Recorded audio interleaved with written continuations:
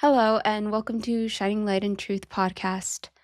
I'm so glad that you're here. My name is Mary. If this is the first time you are listening to me or seeing me on YouTube, welcome to this space where I always want to just shine the light of Christ and share his truth and just talk to you guys about what I'm learning or what I feel that God has been talking to me about. And my voice sounds a little different because I have been sick, but other than that, this podcast, I usually like to post it on Tuesdays, weekly basis, but I have been sick, so that's why you guys didn't get this on time, I would say. But today, I want to be focusing on the story of Elijah and Elisha. It's really hard to distinguish the difference, but hopefully I can pronounce their names clearly enough that you can differentiate which one I'm talking about. It's easy to say that we want to be used by God, but how many of us are actually staying persistent even when times are difficult and even when we are given the opportunity to step away from what God has called us to do? If you've been struggling to stay focused, to stay persistent, to stay constant in your spiritual life or in the calling that God has for you, I want you to continue listening to this podcast because I do believe this will bless your heart. So I'm hoping that most of us have a background on Elijah and like how he was such a used prophet from the Lord. He was the man who called to the Lord to send fire, and fire came down. And it didn't rain until he prayed to the Lord God for there to be rain. And so this man was a powerful man of God, and he was used in many ways. And when he was about to depart from this earth, this story takes place in 2 Kings chapter 2. It's basically the whole chapter, chapter 2. And so he's about to be taken away, and he knows this. And Elisha must have known this also because he would not leave Elijah. He wanted to stay by his side. And so we open up this story where I'm probably going to be reading part of it to you guys. So verse 2 says, And Elijah said to Elisha, Please stay here, for the Lord has sent me as far as Bethel. But Elisha said, As the Lord lives, and as you live yourself, I will not leave you. So they went down to Bethel. And the sons of the prophets who were in Bethel came out to Elisha and said to him, Do you know that today the Lord will take away your master from over you? And he said, Yes, I know it. Keep quiet. Elijah said to him, Elisha, please stay here, for the Lord has sent me to Jericho. But he said, As the Lord lives, and as you live yourself, I will not leave you. So they came to Jericho. The sons of the prophets who were at Jericho drew near to Elisha and said to him, Do you know that today the Lord will take away your master from over you? And he answered, Yes, I know it. Keep quiet. Then Elisha, so you see how he has already been told twice by the people that his master, which is Elijah, is going to be taken away. And he keeps on telling them, I know this, just don't say anything, keep quiet. And even Elijah is telling him to stay behind instead of following him to the next city or the next place that they're going to. Then we continue. Verse 6 says, Then Elijah said to him, Please stay here, for the Lord has sent me to the Jordan. But he said, As the Lord lives, and as you yourself live, I will not leave you. So the two of them went on. 50 men of the sons of the prophets also went and stood at some distance from them, as they both were standing by the Jordan. So I just want to go over a few points that I was learning about as I was reading this, because I think we always go over stories of the Bible and just like read past them so quickly. I want to talk to you about 4 points that I thought were really key to this story. So, number one is that if God has called you to serve, you must stay by his side. We must continue no matter what by his side. Elisha was Elijah's disciple, and we are the disciples of Jesus. Therefore, where he goes, we go. And if he sends us if he's leading us into the unknown, into something that we are so unfamiliar with, we still have to follow him. No matter how difficult the road is or how unfamiliar it is, we must stay by his side. And it may seem easy to wander away. It may seem easier to just be like the other people that say that they're following. I'm sure that there were other people following Elijah, but Elisha is the one that stood by his side. There are a lot of people that have heard about Jesus, but they're not truly following him. They're not truly walking with him. Elisha took the decision that even though Elijah was telling him to stay, he told him, no, I am your disciple. I'm going to go. As long as God lives and as long as you live, I'm going to follow you. And he actually did this 3 times, which leads me to the next point, is no matter how many times you are given the opportunity to leave, don't. Not only was Elisha told by the people that his master was leaving, and I'm not really sure why they were telling him this, but he knew this and he was just like, be quiet, I know this. And Elijah even told him to stay behind. And even though this was a man of God. Usually if a man of God tells you, like, can you please leave me alone? You would leave him alone. But Elisha, he was determined. He was fully committed.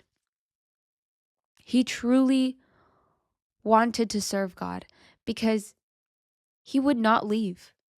And he was told 3 times by this man of God, the prophet Elijah, one of the well-known prophets. And just the fact that he never saw death tells you a lot, because death is something that we all experience, but in the Bible we see of 2 men that did not die, that the Lord took them.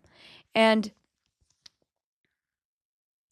for Elisha to stay so persistent, to stick with him, even when he's told to stay behind, how many of us would have stayed? How many of us would have been that committed? So Elisha knew what he was doing. He wasn't just following Elijah for the fun of it. He wanted what he carried. How many of us want to carry something greater? How many of us want to experience God's power in our lives in a greater way? In this world, applying it to us, there will be many times where you're going to be swayed to take a different path, to try something else, because what you're doing apparently is not working. Apparently, there is no fruit to your work, your labor. But if you're truly committed to what God has called you to, you won't just leave behind that calling. You will stay committed. You will continue. Even the people in the church, even the people that care about you. Because yes, there will be people that you truly love and that they love you. And they'll try to encourage you to branch out, to try something else. But this is where you must stay fully committed and persistent. You must know what you were called for. You must know what God is telling you, what God told you to do, and stick to it. Don't look back. Don't question it. And just because you don't see a result doesn't mean he's not going to do anything. It's part of the process. It's part of God's plan for it to be this way. We all want to start up here, but sometimes we need to start here. God is glorified in our lives when we're just willing to continue, willing to wait it out, willing to believe in the promises that He said. And if you know truly that God has called you to serve God, and if maybe you're working for Him and you're not seeing any fruit from what you're doing, maybe you have a podcast and nobody's listening to it.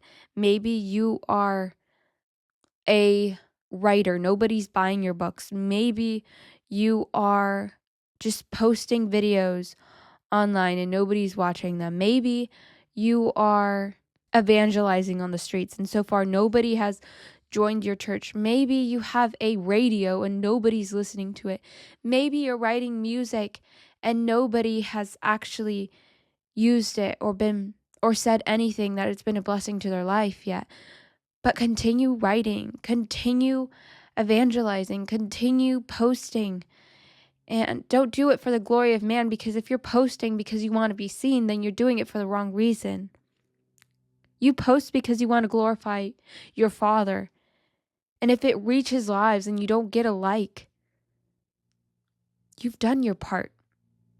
What you want is to reach lives, not for them to glorify you. So whatever you're doing, if you're working for the Lord, no matter how small it is, continue being persistent. I want to look at verse 10. It says, well, I'm going to read from verse 8 to 11.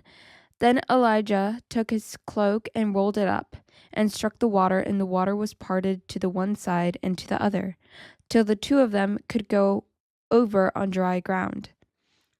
When they had crossed, Elijah said to Elisha, "Ask what I shall do for you before I am taken from you." And Elisha said, "Please, let there be a double portion of your spirit on me." And he said, "You have asked a hard thing, yet if you see me as I am being taken from you, it shall be so for you. But if you do not see me, it shall not be so." And as they still went on and talked, behold, chariots of fire and horses of fire separated the two of them, and Elijah went up by a whirlwind into heaven. I want to point out what Elisha asked for. He wanted a double portion of Elijah's spirit. Do you think that's a small thing to ask for? I wonder what we would have asked for in those days. But Elisha was not scared to ask for great things. And that's the third point. Don't be afraid to ask God for hard things or great things. Elisha was not asking for this double portion to exalt himself, to be proud, to use it for his own glory or to be known. He just knew the need that Israel had. To be a prophet during those times was difficult. And he knew, and Elijah knew, that a double portion was necessary. So don't be afraid to ask God for great things. Don't be afraid to ask for things that actually challenge you, that actually seem impossible. If you see a spiritual need in the area that you live in, and you know that there needs to be a revival, but you feel like you are such a small person that can't do anything, ask God to do something special with you, with your life. God could start a revival with you. Remember, just a small spark can start a whole fire. So don't be afraid to ask. Ask for things that are greater than what you think are possible, because that's what Elisha did. He wasn't afraid to ask, but he asked for what he needed, what he knew was needed during that time. And number 4 is be willing to endure. So as you see in when he asks for the double portion, Elijah says, "You have asked a hard thing." So, but going back to the other point, it's Elijah admits, like, this is actually something big. This is actually hard. Yet, if you see me as I am being taken from you, it shall be so for you. But if you do not see me, it shall not be so. So,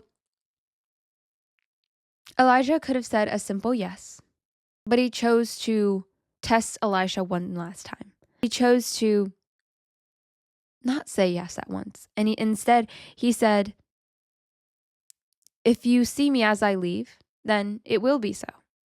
This was like the final test for Elisha. Was he truly committed? It was the last test that he would have. In the same way, we can ask God for things. And God, in his greatness and power, yes, he can say yes at once. But he chooses to let us wait. And the waiting season is for many reasons. It can happen because God is testing you. It can happen because God is refining you. He's seeing how faithful you are, how willing you are. He may be even emptying you so that way he can fill you. God could answer like this. Yes, here, what you've been asking for, here's the fruit that you've been wanting to see. Here it is. But instead, he wants to see us wait. He wants to see if we can wait. And Elijah did that. And Elisha did wait. He could have walked away. He could have backed down. He could have taken some time off, maybe. But he stood by Elijah. Elisha continued talking. And as they were talking, Elijah was taken up. Notice they were so close. They were so close that the chariots of fire had to separate them. Are you that close with Jesus? Are you truly following him as a disciple that closely? If you are a servant of the Lord, you have to stay by the Lord's side. You don't get a time to rest. You don't get a time to back down. You don't get a time to take a break. You stay faithful. You stay committed. Yes, there are times of quiet for the lives of those who serve God, but the connection with Jesus continues. The world may not see you always working, but sometimes the work is in secret, in prayer, in fasting. Stay committed like Elisha. Wait for that promise. Wait for that yes that was the double portion that was promised for you. Wait for it because it's going to come. But you have to be that close to Jesus.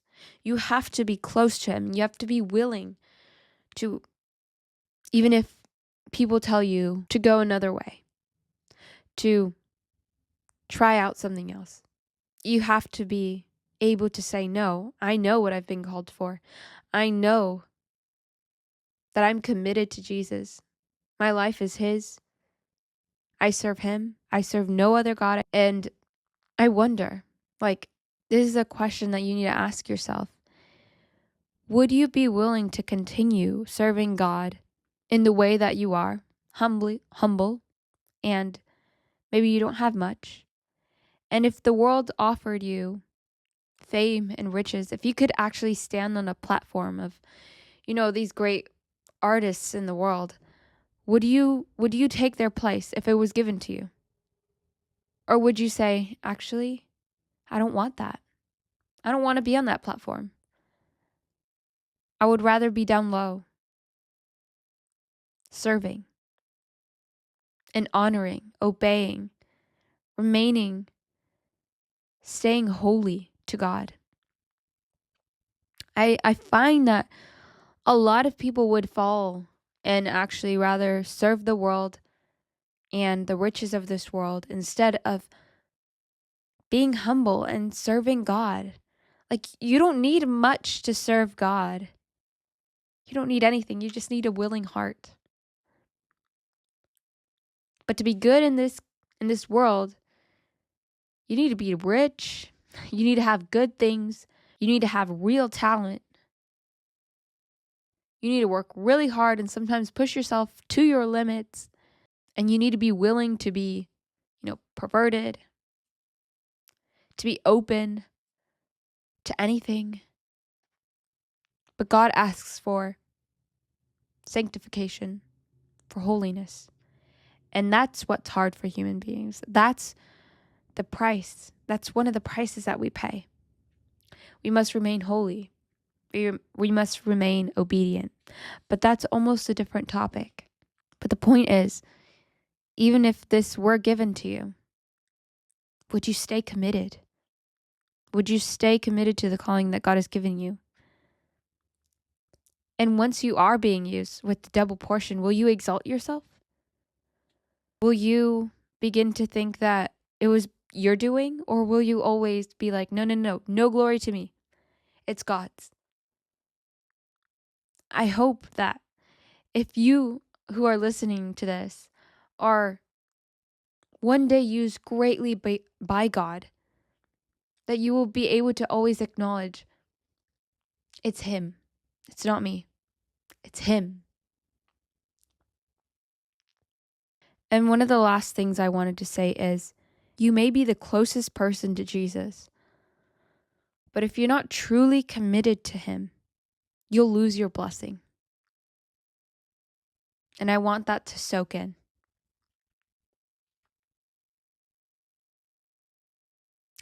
You may be the closest person to Jesus, but if you're not truly committed to Him, you'll lose your blessing. Without full commitment, people will be able to sway what you are thinking about. They'll sway your decisions. Without commitment, you'll take the opportunities that look good. Without commitment, you'll be afraid to take chances. Without commitment, you won't be able to endure. God is willing to use you. He wants to use you, but He wants your full commitment. To want a blessing is one thing, but to wait for it is another. Will you wait? Will you stay committed even when it gets hard? Even when you don't see results?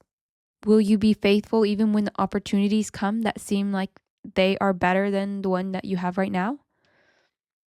Let this be a reminder to commit yourself fully to God, to His work, to His service, and He will bless it. He will bless your life. He will bless your work. But you must be patient and you must be waiting and committed. I hope that I was able to explain this to you guys in a way that was understanding, in a way that you guys can listen to wherever you are. Maybe you're driving, maybe you're cleaning around the house, maybe you're just sitting and you needed something to listen to. I really hope that I was able to bless your heart and encourage you to commit your life to Christ and to the service that He has called you to. And as always, this podcast I will make a written version of it. I will post it on my Substack, which you can find in the description of my channel if you want to look at it.